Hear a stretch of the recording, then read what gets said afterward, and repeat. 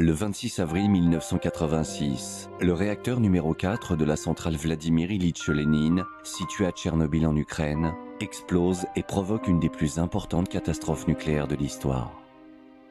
La veille de l'accident, les opérateurs commencent un essai technique par une procédure de réduction de puissance du réacteur. Entre 13h et 23h, contrairement au programme initial, le réacteur est maintenu à mi-puissance à la demande du centre de distribution électrique. Vers 23h, la réduction de puissance reprend, mais l'état du réacteur est alors inapproprié à la réalisation de l'essai.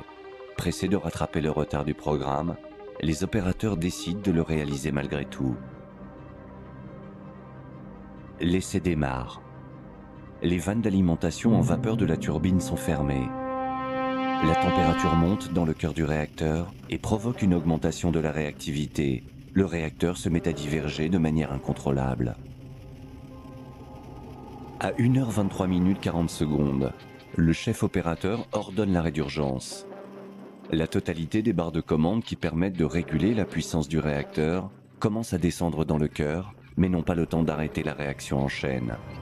À 1h23 44 secondes, c'est l'explosion.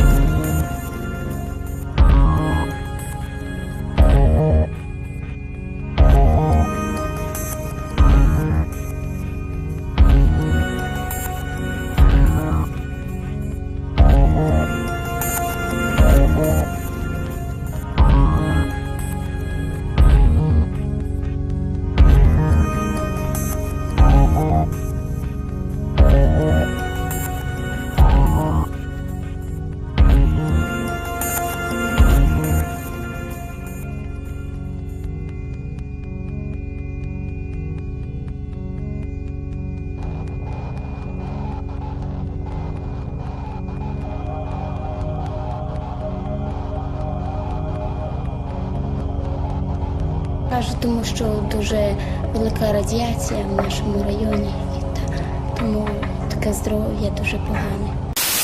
Pendant les 8 mois qui ont suivi la catastrophe, au péril de leur santé, des centaines de milliers de liquidateurs ont construit un sarcophage, une immense structure en acier et en béton qui recouvre entièrement le réacteur éventré.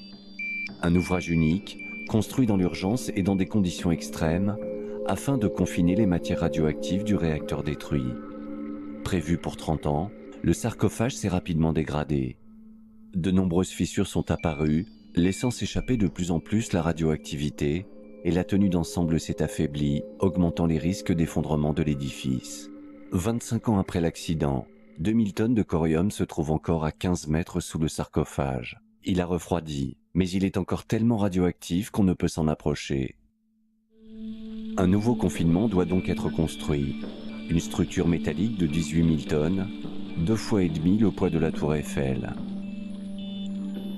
Un chantier pharaonique, lancé en 1997, financé conjointement par l'Ukraine et un fonds international.